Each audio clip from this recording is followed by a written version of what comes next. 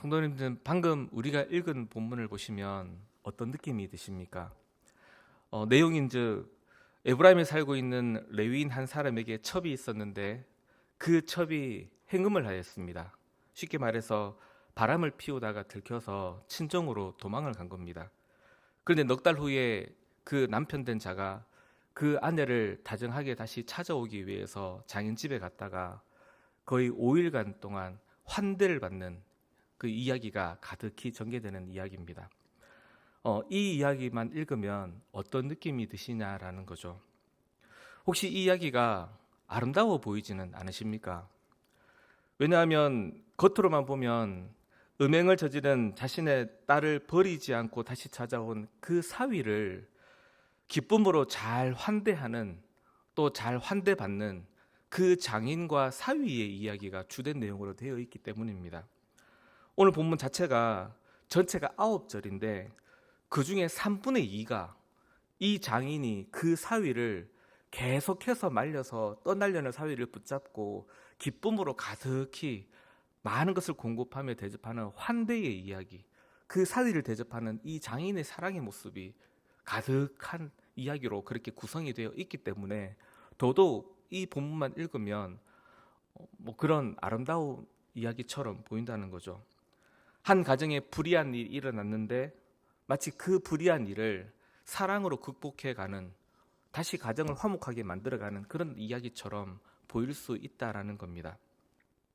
여러분, 과연 그렇다면 이 사사기는 진짜 그런 이야기를 하려고, 그런 가정, 화목한 가정을 어떻게 세워가느냐를 보여주려고 우리에게 지금 이 이야기를 시작한 걸까요? 절대로 그렇지가 않습니다. 바로 사사기입니다. 지금 우리가 계속해서 이제 사사기 막바지에 이르렀는데 16장까지 모든 사사들의 시대 이야기를 끝내고 이 사사기는 17장부터 마지막 21장까지 에브라임 산지에 근거지를 둔 두 가정의 이야기를 하면서 사사시대 전체를 대표하는 이야기를 합니다. 사사시대는 아시는 대로 이스라엘의 왕이 없으므로 사람이 각각 자기 소견에 오른 대로 행하던 악한 시대다, 이걸 고발하기 위해서, 그런 시대였고 그 시대를 고발하기 위해서 이 사사기는 마지막 끝에 두 가정에 대한 이야기를 하는 겁니다. 오늘 19장은 바로 그 두 번째 드라마의 시작이 되는 배경을 다루고 있습니다. 그래서 1절을 시작할 때 바로 그 사사시대를 이야기를 또 고발한다 하고 한 가지 표현을 사용했었습니다. 1절 처음 시작할 때 뭐라고 했습니까? 이스라엘의 왕이 없을 그때에 라고 했습니다. 여기 뒷문장이 생략되어 있죠. 원래는 뒤에 한마디 더 들어가야 되지 않습니까? 뭐라고요? 이스라엘의 왕이 없던 그때에 사람이 각각 자기 소견에 오른 대로 행하였더라라고 와야 되는데 이 두 번째 드라마 시작할 때 이 뒷부분은 생략하고 이야기를 시작했습니다. 왜 생략했을까요? 지금부터 시작되는 바로 이 모든 이야기가 역시 자기 소견에 옳은 대로 행하는 그 이야기다라고 지금 밝히고 있는 겁니다.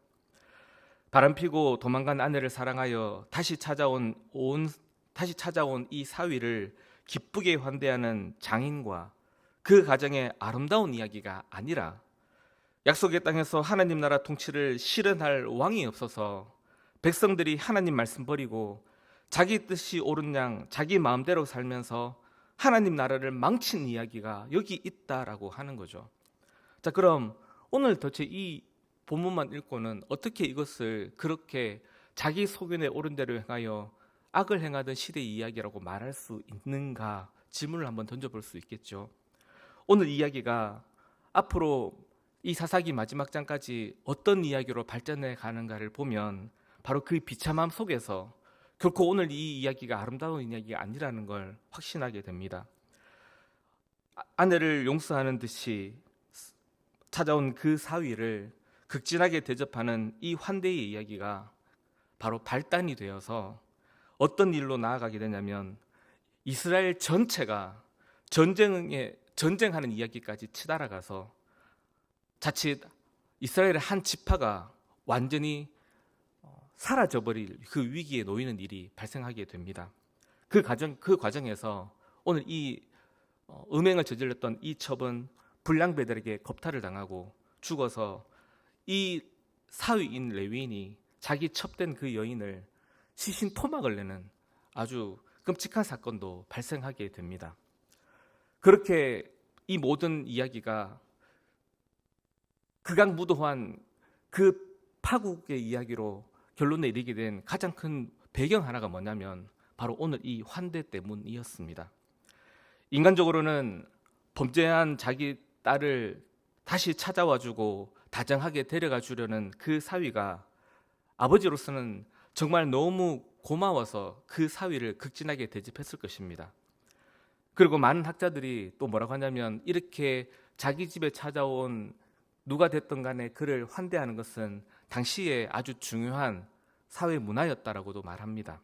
그러나 바로 이 아버지의 극진한 환대가 결국 자기 딸을 죽게 하고 시체가 토막이 나고 나라 전체가 전쟁으로 치닫게 되는 비극으로 이어지는 발단이 됩니다. 뭐냐면 이 아버지가 그렇게 사위를 붙잡지 않고 그냥 사위가 아침 일찍 가려고 했을 때 보냈더라면 그런 일이 일어나지 않을 수 있었겠다라는 거죠.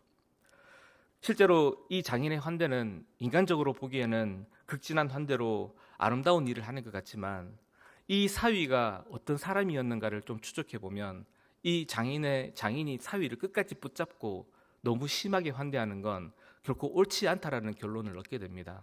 뭐냐면 여러분 오늘 이 레위인이 단순한 레위인은 아닙니다.